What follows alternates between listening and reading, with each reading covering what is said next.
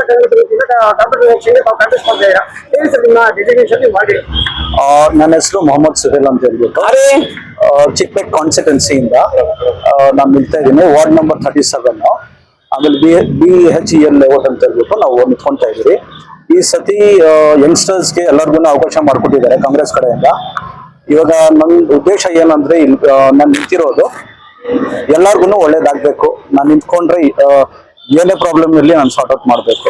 ಅದಕ್ಕೋಸ್ಕರ ನಾನು ಬಂದು ಕಂಟೆಸ್ಟ್ ಮಾಡ್ತಾ ಇದ್ದೀನಿ. ಫಸ್ಟ್ ಟೈಮ್ ಮಾಡ್ತಾ ಇರೋದು.